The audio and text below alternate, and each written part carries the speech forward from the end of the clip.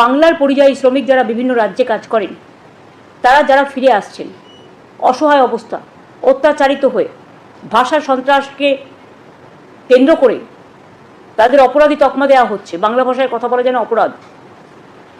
কাজে এটা নিয়ে আমরা একটা সিদ্ধান্ত নিয়েছি যে বাংলায় যে সকল পরিযায়ী শ্রমিক বাংলার বাইরে কাজ করছে তাদের বাড়ি ফিরিয়ে এনে, এবং তারা যদি নিজেরাও চলে আসে, যারা আসতে পারবে, যারা আসতে চায়, তাদের পুনর্বাসনের জন্য আমরা একটা পরিকল্পনা গঠন করেছি। এই পরিকল্পনাটার আমরা নাম দিয়েছি শ্রমশ্রী।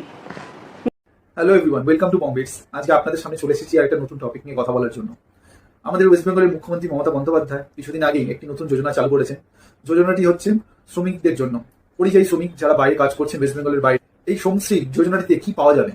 যারা বাইরে কাজ করছেন ওয়েস্ট বেঙ্গলের বাইরে, যেই শ্রমিকরা, তারা পরিযায়ী শ্রমিক হিসাবে চিহ্নিত, আর তাদেরকে পরিযায়ী শ্রমিক হিসাবেই মান্যতা দেওয়া হয়েছে। তার কারণ তারা ওয়েস্ট বেঙ্গলের বাইরে বিভিন্ন রাজ্যে বিভিন্ন ধরনের কাজ করেন। এই শ্রমিকরা যদি কোনো কারণে ওয়েস্ট বেঙ্গলের বাইরে থেকে কাজ না থাকার ফলে, বা মনে করুন কোনো বিভিন্ন রিজন বশত তারা যদি ওয়েস্ট বেঙ্গলে ফিরে আসেন, তাহলে তাদের যে আয়ের রাস্তা খুলে রাখার জন্য মমতা ব্যানার্জি এই যোজনাটি চালু করেছে। এই যোজনাটিতে বলা হয়েছে যদি কেউ ওয়েস্ট বেঙ্গলের বাইরে পরিযায়ী শ্রমিক হিসেবে কাজ করতেন, তারা যদি ওয়েস্ট বেঙ্গলে ফিরে আসেন, তাহলে তাদেরকে মাসিক 5,000 টাকা করে ভাতা দেওয়া হবে সর্বোচ্চ 1 বছর। এখন বাইরে কেউ কাজ করছেন, তারা সেই কাজ হারিয়ে বা বিভিন্ন কারণবশত তারা ওয়েস্ট বেঙ্গলে ফিরে এলেন, তাহলে 12 মাস, সর্বাধিক 12 মাসের জন্য এই ভাতা দেওয়া হবে, যাতে প্রতি মাসে 5,000 টাকা করে আয়ের ব্যবস্থা তাদের করে রাখা হয়। এই ভাতা তারাই পাবেন যারা পরিযায়ী শ্রমিক। তার জন্য তাদেরকে যা যা ইনফরমেশন বা যা যা ডকুমেন্টস দিতে হবে, সেগুলো আমাদের ওয়েস্ট বেঙ্গলের যে পোর্টাল আছে, পোর্টালটি আমি আপনাদের স্ক্রিনের উপর দিয়ে দিচ্ছি। আপনারা গুগলে যাওয়ার পর যদি আপনারা সার্চ করেন কর্মশ্রী, তাহলেই সেখান থেকে আপনি পেয়ে যাবেন। আর আমাদের ইন্টারনেটে রয়েছে, কিন্তু এটি এখনো অব্দি চালু নেই। তার কারণ হচ্ছে এই পোর্টালটি ক্রিয়েট করা হয়েছিল পরিযায়ী শ্রমিকদের রেজিস্ট্রেশনের জন্য। কোভিড সময় অনেক পরিযায়ী শ্রমিক যারা নিজেরা ফিরে এসেছিলেন ওয়েস্ট বেঙ্গলে, তাদেরকে রেজিস্টার করানোর জন্য।